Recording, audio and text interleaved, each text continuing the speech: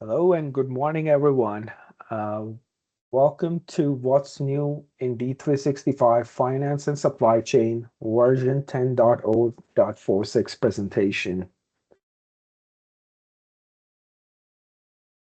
If you have a technical or content related questions during the presentation, please use the Q&A window and we will address your questions. The presentation is being recorded and we will send all registrants a link to the recording post-webinar. Click the Leave button when the webinar concludes. Today, it's myself, Malesh Shah, Senior Consultant Client Services, and with me is Olena. She's a Senior Consultant Finance, Client Services. We will be presenting the slides today. I'll be presenting the supply chain, and Olena will cover the finance portion of it. So without further ado, let's jump right into it. So as of version 46, we'll look at the new features first. So the very first new feature is enable quality control with the sample management. So if you guys are following in recent releases, there has been a lot of new features coming out related to quality management. And this is just one of the features to that whole quality management new feature module.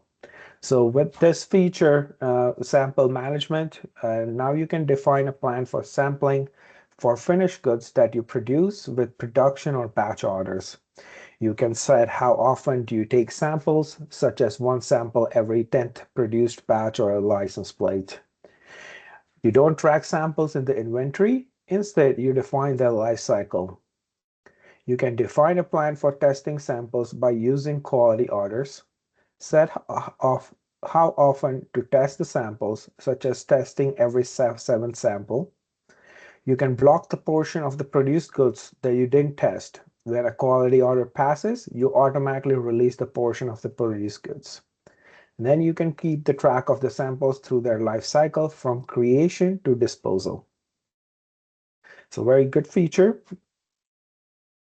Next one is calculate price and discounts without creating the sales orders. So this one is under sales and marketing, and it works with the unified pricing management functionality. So this feature can let you calculate customer and volume specific prices and discounts without requiring you to create a sales order. This capability is useful for both when creating quotes and when integrating with external selling systems where you need to calculate the prices without creating a sales order.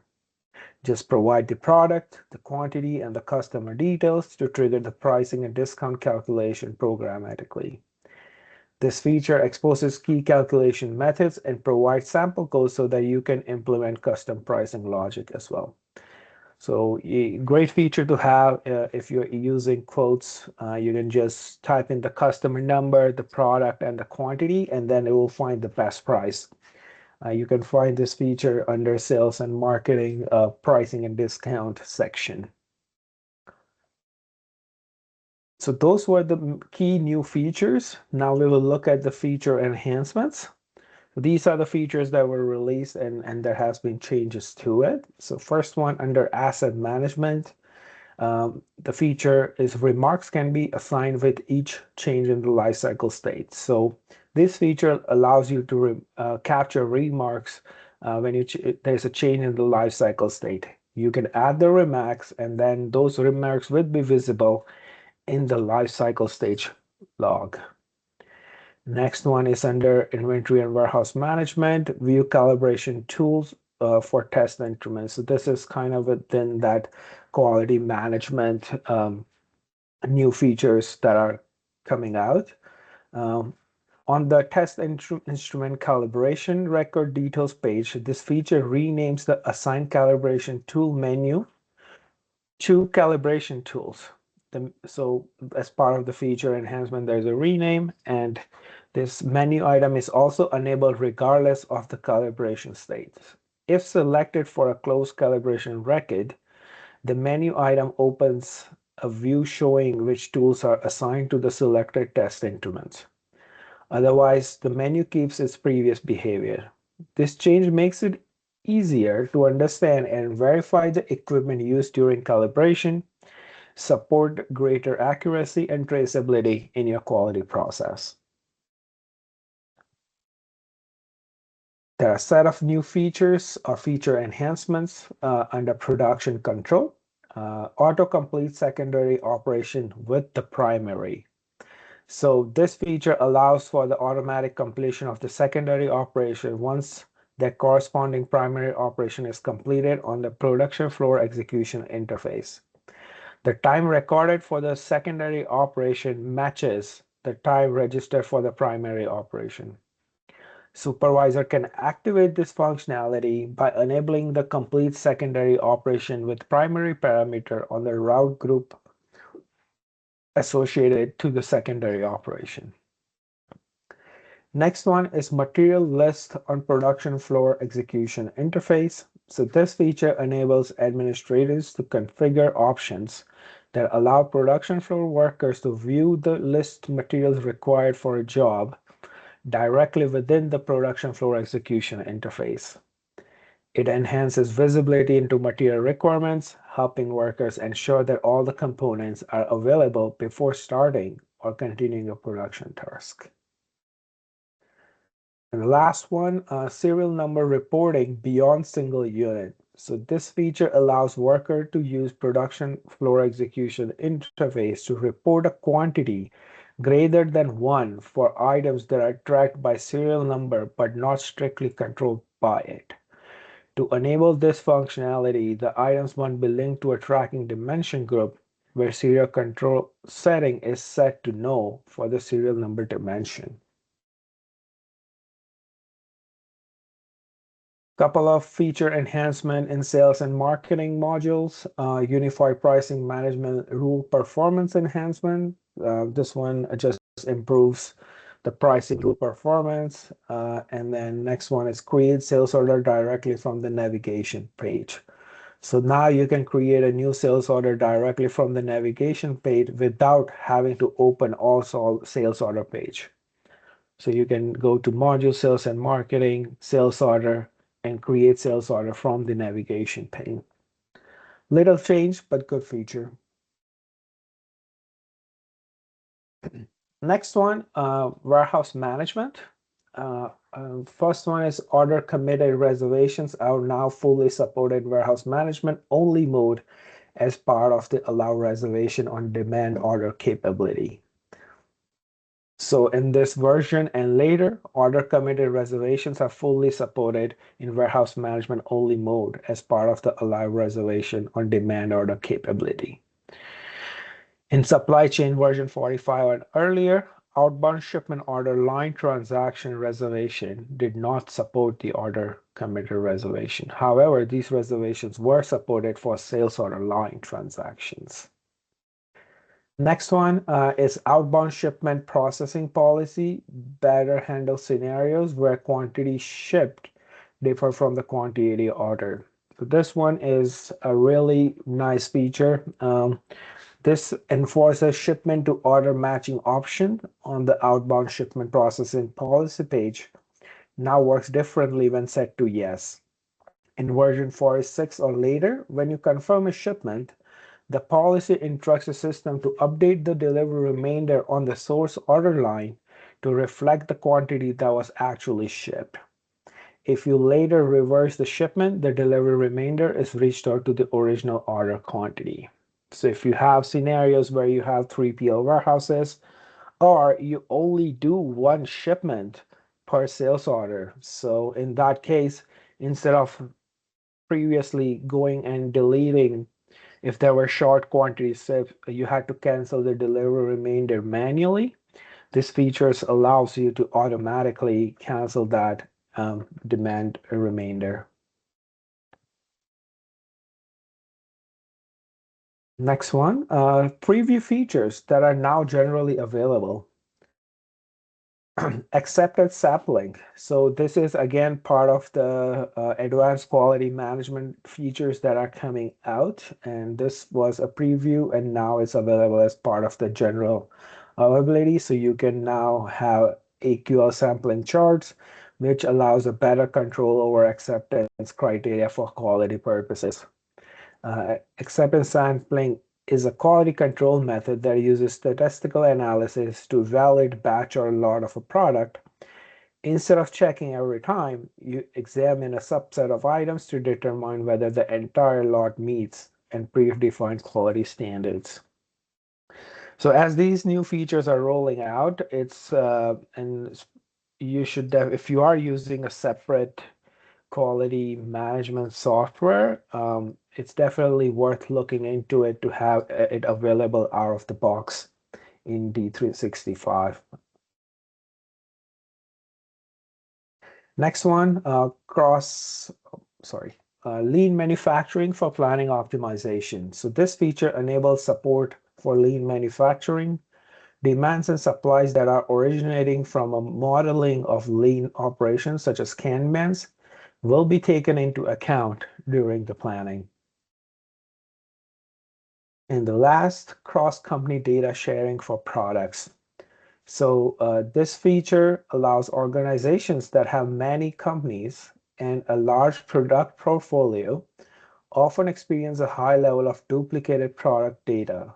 So the cross-company data sharing capabilities of Microsoft lets you share the data about the released products across multiple companies. In this way, you can reduce the volume of data that must be maintained, at the same time simplifying the task of maintaining product master data. And that is all for the supply chain. And now I'll hand it over to Alina to cover the finance. Yes, hi everyone. 1 second, I will share my screen.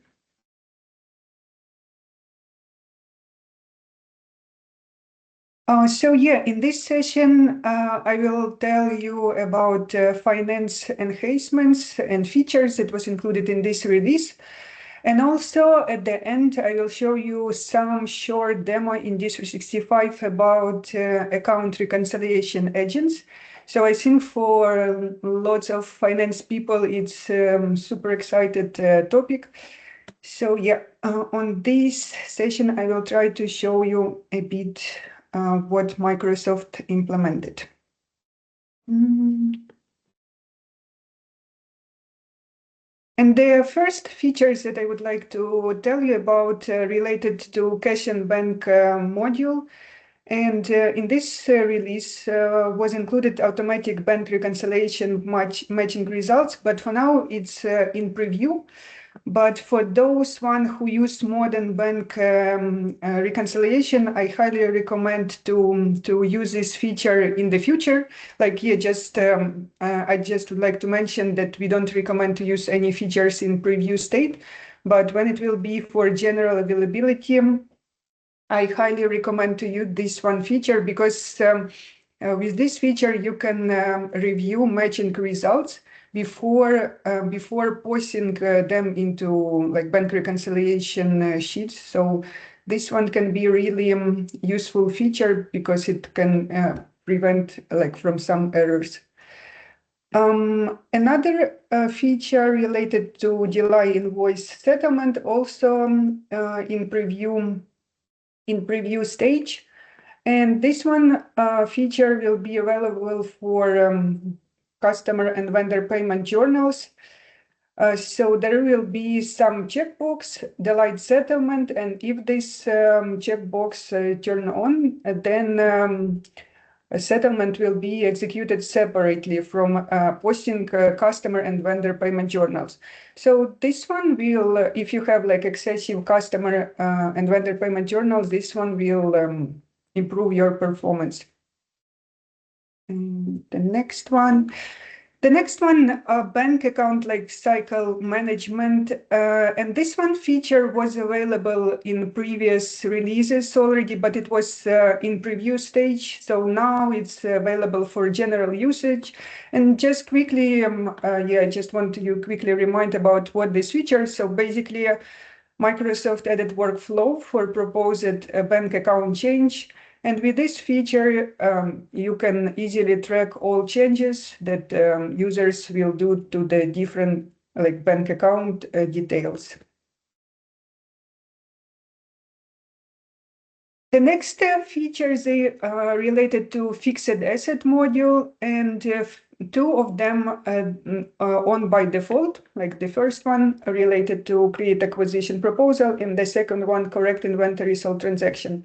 So this is actually not like the separate functionality, but it's more bug related features. So Microsoft just fixed it because previously, if you use acquisition proposal for fixed asset, and especially if you use it in batch job, so there was some error. And now, like basically, yeah, Microsoft fixed that, and the batch job continues to run without any interruption. And the second one, it's also more bug fix. If you acquire fixed asset from a purchase order, then you can also pay attention on this feature because now it's on by default. And the third one is data entity for transfer worksheet. Yeah, this feature in preview stage. And for now, we don't recommend to use it as I said it before, because it's in preview stage. But for the future, can be a really useful feature for those one who wants to transfer fixed assets between legal entities. So for now, it's kind of like manual process. You need to create a fixed asset car in the new legal entity, write off in the old one. But Microsoft planning some functionality to do this more easily. And yeah, for those one who needs to move, especially big amount of fixed assets, it can be really a useful feature. Another one functionality related to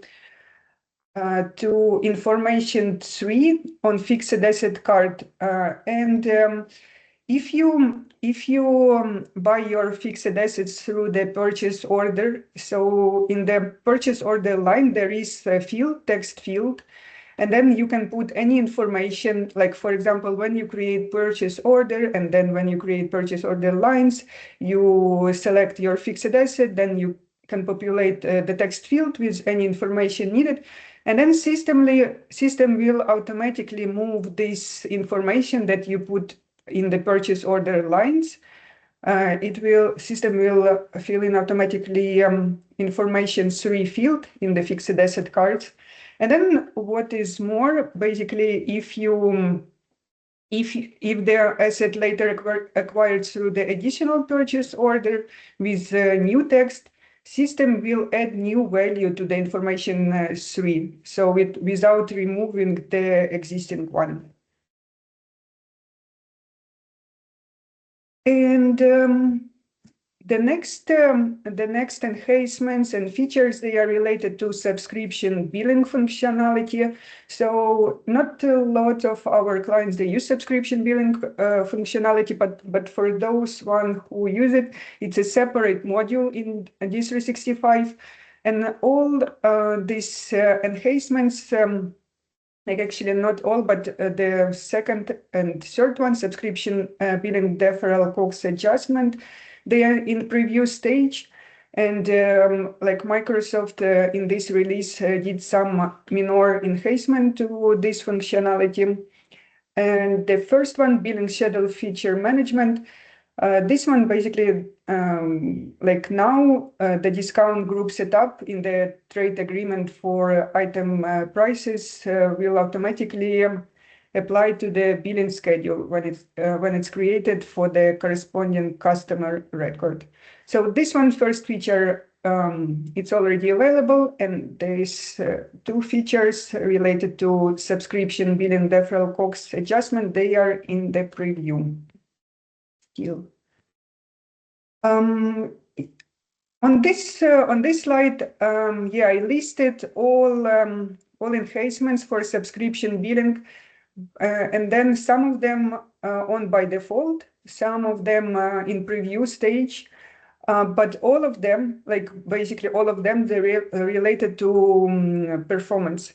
So there are lots of technical part, as you can see, there are lots of name of tables.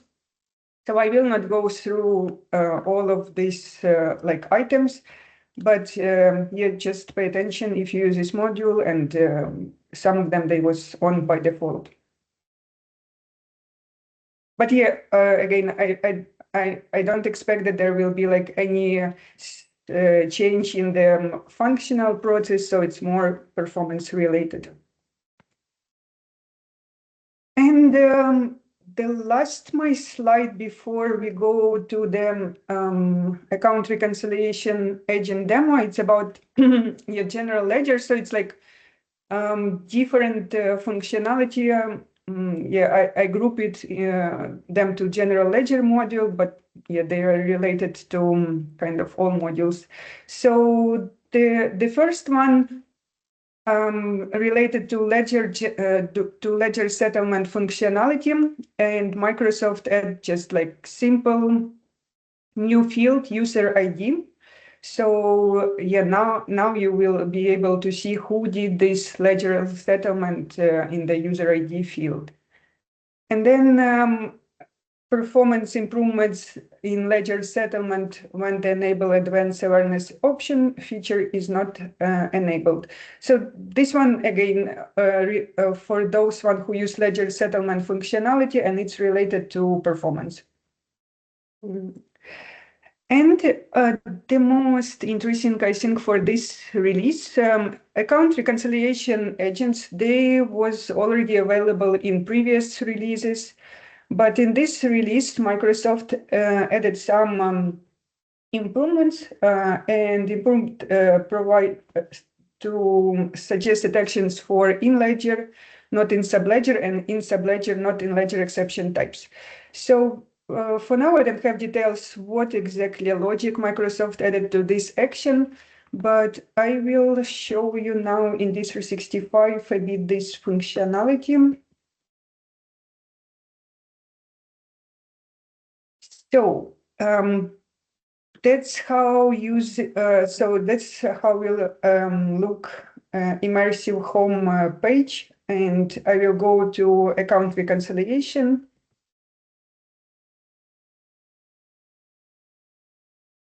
So for now, Microsoft developed, I would say like, yeah, it's one agent, but for 4 areas. So first area, bank, accounts payable, and then accounts receivable and tax. Yeah, I think the most interesting area that all our clients, they are struggling, it's of course inventory, but it's also like the hardest one from the point of realization. So that's why I think Microsoft first launched it for bank and customers and vendors. And then, yeah, I hope in the future they will also implement this in for inventory. So to open the account reconciliation workspace, basically as you do now for other workspaces, you need to go to workspaces and select account reconciliation. And as we can see, so in the upper part of the workspace, the tiles shows a summary of open exceptions for the current period, also addressed exceptions, and automatically reconciled transactions, and also some actions that agent recommend.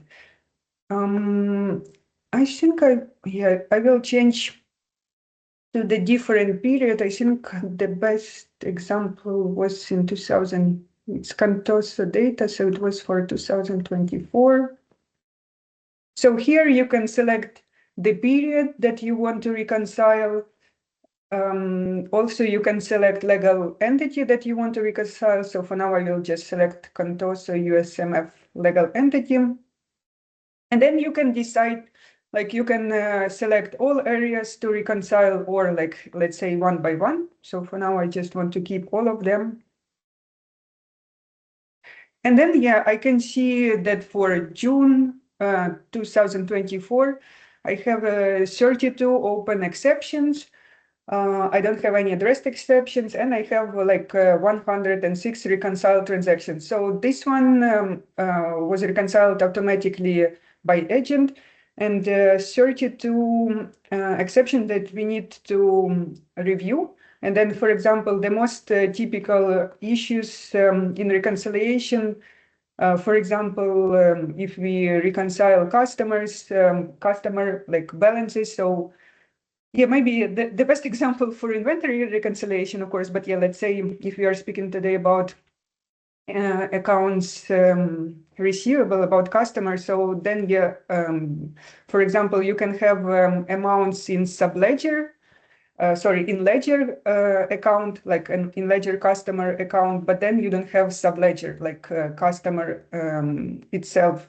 So that's the most common issues, and vice versa, and same for accounts payable, for bank, for taxes. So let's just maybe review a few of them. So here I can see the status, and I see that for bank area, I have 3 exceptions, and then I would like to see the details. And here I can see 3 transactions, and agent telling me that this transaction in ledger, but doesn't have subledger. So what does it mean? Yeah, just quickly to go back to configurations.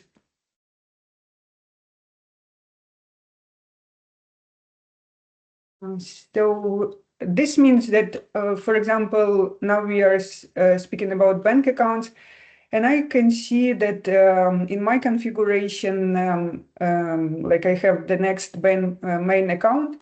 So for this main accounts, I expect that there should be also a subledger.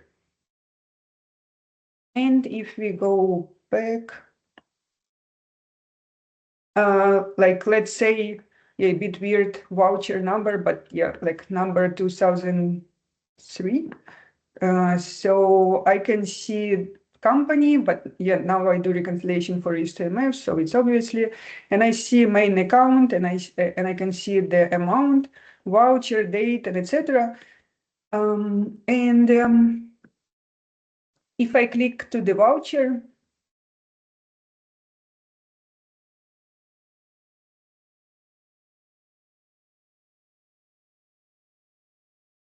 it's actually not a good example. I think it was closing, right? Yeah, let's just select this one.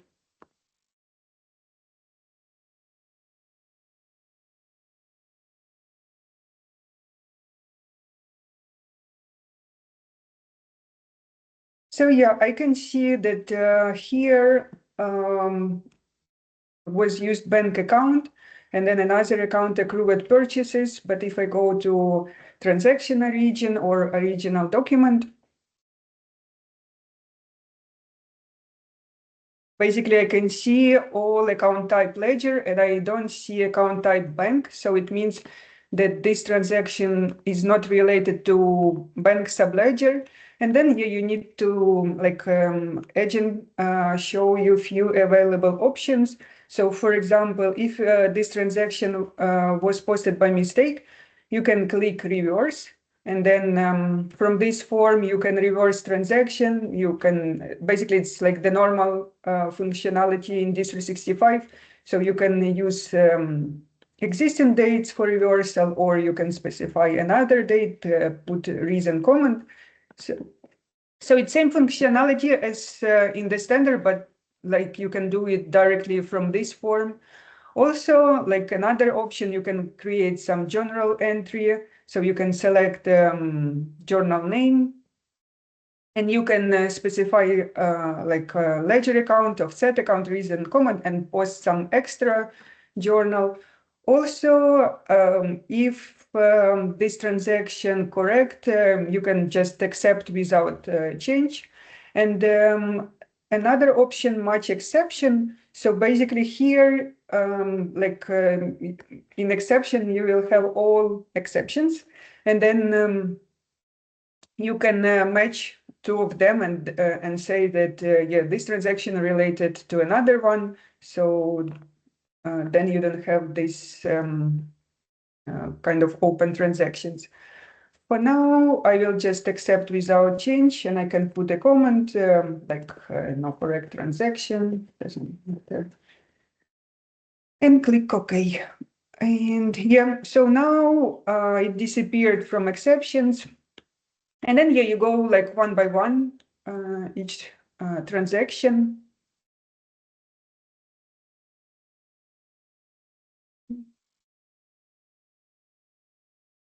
So, and now I can see one record in addressed exceptions. So it's basically the transaction that we just did now. And here, after I do all changes, I can see, I can check all view addressed exception, and here will be like the list with all our actions. Same functionality, the logic same for accounts payable and for accounts receivable. So the only what I want you to show.